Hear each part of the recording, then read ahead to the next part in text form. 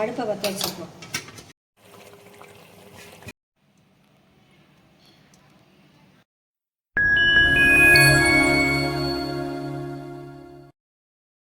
இன்றைக்கி என்ன செய்ய போகிறோம்னா மீன் குழம்பு செய்ய போகிறோம். அதுக்கு மீன் எடுத்துருக்கோம். நல்லா உரசி கழுவி கொண்டு வந்துடுவோம். உப்பு போட்டு ஊற வச்சுருக்கோம். போய் இனி உரசி நல்லா கழுவிட்டு வந்து வைப்போம் குழம்பு.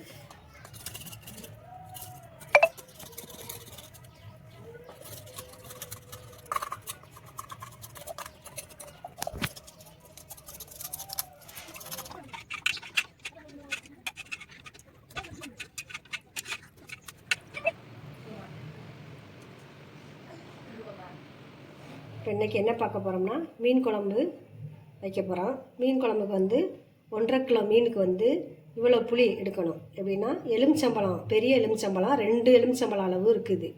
இந்த புளியை வந்து ஊற வச்சு கரைச்சி இந்த தண்ணியை வச்சுருக்கேன். அது மாதிரி ஒரு முடி தேங்காய், பெரிய தேங்காயில் ஒரு முடி அளவு. 1.5 கிலோ மீன்றதுனால நாங்கள் தேங்காய் போட்டு குழம்பு வைப்போம். தேங்காயை வலுவலுன்னு அரைப்போம். ஒரு சிலர் வந்து பால் எடுத்து ஊற்றுவாங்க. உங்களுக்கு எது பிடிக்குமோ அது மாதிரி வச்சுக்கோங்க. இந்த வெங்காயம் வந்து ஒரு 25 வெங்காயம் கட் பண்ணி வச்சுருக்கோம். இது குழம்புக்கு தாளிக்க. ஒரு 3 தக்காளி கட் பண்ணி வச்சுருக்கோம்.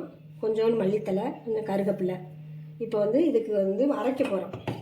புளி கரைசல் இந்த இருக்குது, கரைச்சி வச்சுருக்கோம். ஊற வச்சு கரைச்சி வச்சுருக்கோம். இப்போ இந்த தேங்காய் மிக்சியில் போடுறோம். இந்த தேங்காயோட வந்து சின்ன வெங்காயம் ஒரு 10 வெங்காயம், ஒரு பெரிய தக்காளி, ஒரு தக்காளி இதோட சேர்த்து அரைக்க போகிறோம். நீங்கள் தேங்காய் பால் எடுத்து அரைக்கணுன்னா தனியாக தேங்காயை அரைச்சி பால் எடுத்துகிட்டு இந்த வெங்காயம் தக்காளியை அரைச்சிக்கோங்க. இதோட வந்து சோம்பு வந்து சேர்க்க போகிறோம். ஒரு ஸ்பூன் அளவு சோம்பு சேர்க்குறோம் அரைக்கிறதுக்கு.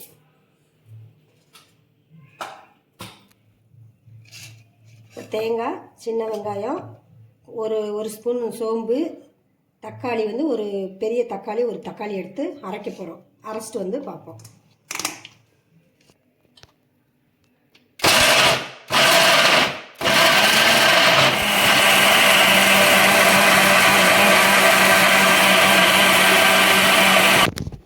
அரைச்ச விழுது வந்து இந்த அளவுக்கு அரைச்சிக்கிறணும். ரொம்ப வலுவலுன்னு இல்லாமல், ரொம்ப அப்படியே இதாக இல்லாமல் அரைச்சிக்கணும். அப்போ தான் நல்லாயிருக்கும் குழம்புக்கு.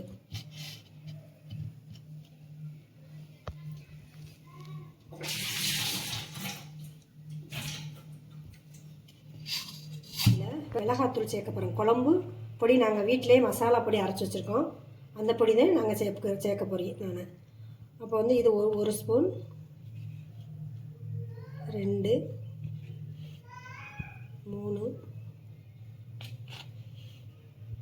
4, 4.5 ஸ்பூன் சேர்க்குறேன்.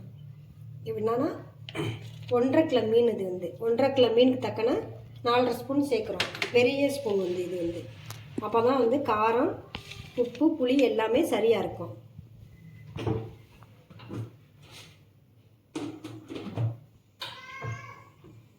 உப்பு வந்து நீங்கள் தேவையானவங்க போட்டுக்கோங்க. நான் 2 ஸ்பூன் உப்பு போடுறேன் பெரிய ஸ்பூனில். இந்த தேங்காய் எல்லாத்தையும் இதில் ஒன்றா போட்டுக்கிறோம். புளி கரைசலோட இந்த மிளகாத்தூள், குழம்புத்தூள் போட்டிருக்கோம்ல, இந்த இது எல்லாமே ஒன்றா போடுறோம். ஒன்றா போட்டு இந்த மாதிரி இதை நல்லா கரைச்சி விட்டுக்கணும். இந்த மாதிரி குழம்பு வச்சு பாருங்கள். இது எப்படி இருக்குன்னு பாருங்கள். நாங்கள்லாம் இப்படி தான் வைப்போம். இந்த டேஸ்ட் உங்களுக்கு பிடிச்சிச்சின்னா கமெண்டில் சொல்லுங்கள்.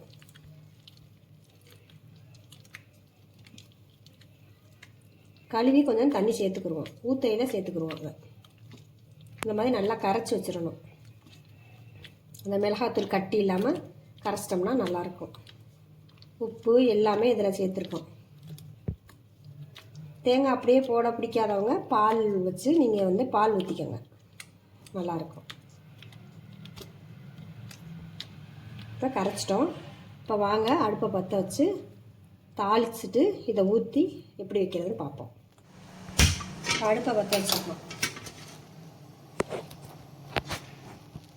இப்போ இதுக்கு வந்து கடலை எண்ணெயில் தான் சமைக்க போகிறோம்.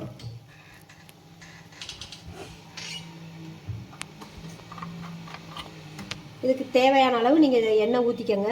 நான் வந்து டேபிள் ஸ்பூனில் வந்து ஒரு 4 ஸ்பூன் ஊற்றிக்கிறேன். மீன் குழம்புக்கு வந்து எண்ணெய் கொஞ்சம் சேர்த்துருந்தா நல்லாயிருக்கும். உங்களுக்கு கம்மியாக ஊற்றணுன்னா நீங்கள் ஊற்றிக்கங்க.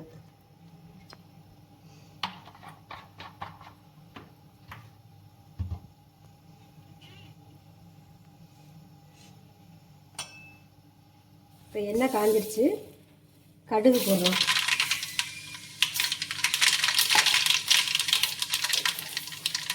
ஒரு ஸ்பூன் வெந்தயம் போடுறோம்.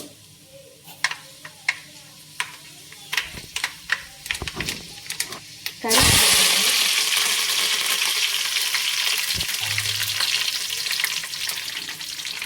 இப்போ வெங்காயம்,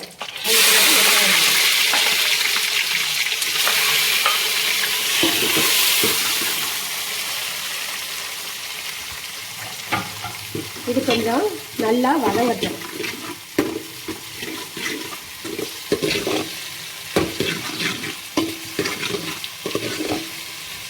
வெங்காயம் கொஞ்சம் கண்ணாடி பதம் வந்துருச்சு.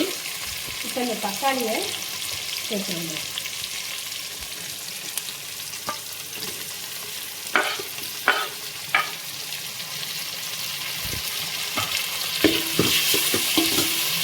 தக்காளி வந்து நல்லா வதங்கட்டும். உப்பெல்லாம் எல்லாமே சேர்த்து முதல்லையே போட்டோம் கரைச்சி வச்சுருக்கிறதுல.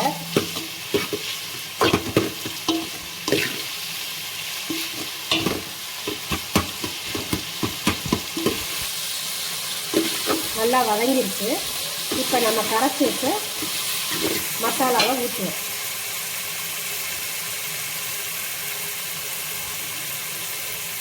இப்போ குழம்புக்கு தேவையான வச்சுருக்கோம்.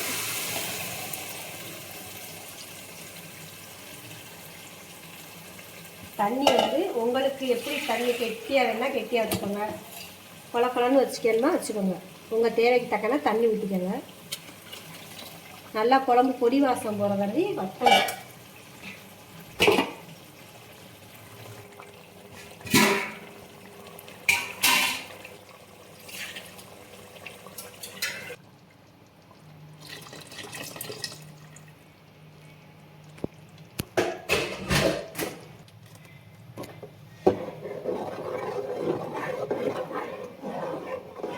குழம்பு வந்து கூட்டி வச்ச பாட்டு இந்த அளவுக்கு இருக்கணும். இது நல்லா பொடி வாசம் போகிற அளவுக்கு நல்லா வத்தணும் குழம்பு.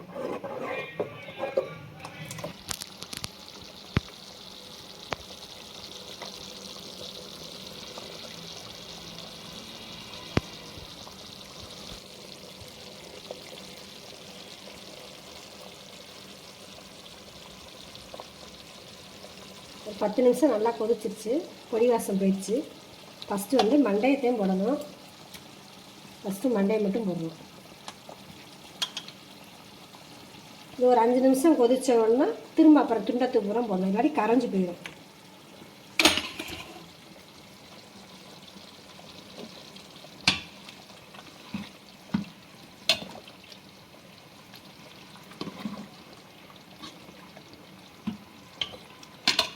ஒரு 5 நிமிஷம் வேகட்டும். 5 நிமிஷம் ஆயிடுச்சு. துண்டத்தை பூரம் போடுறோம்.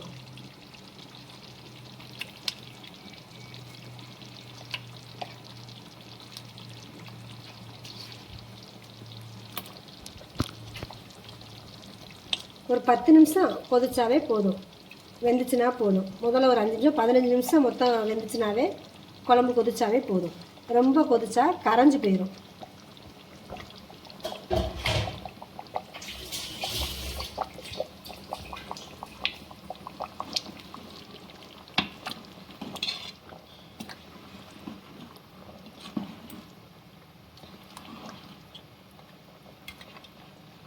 வந்து நல்லா வேகட்டும். ஒரு 10 நிமிஷம் வேகட்டும். லேசாக மட்டும் பரட்டி விடுங்க, இல்லாட்டி கரைஞ்சிரும். இப்போ குழம்பு ரெடி ஆயிடுச்சு. இப்போ மேலே வந்து மல்லித்தலை தூவி விடுறோம். எப்போயுமே மீன் குழம்பு ரொம்ப நேரம் வேக விட்டுறக்கூடாது, கரைஞ்சி போயிடும். அதுக்கு தான் 10 நிமிஷம்னா போதும். நல்லா 2 கொதி நல்லா கொதிச்சு வந்துச்சுனாவே சரியாக போகாது. குழம்ப முதல்லையே நல்லா வந்து பொடி வாசம் போகிறதாவே கொதிக்க வச்சிடணும். இப்போ இந்த மாதிரி உடையாமல் இருக்கணும். மீன் வந்து நல்லாவும் வெந்துருச்சு. இங்கே பாருங்கள், நல்லா வெந்துருச்சு. மணக்க மணக்க மீன் குழம்பு ரெடி. நல்லா செஞ்சு சந்தோஷமாக சாப்பிடுங்க.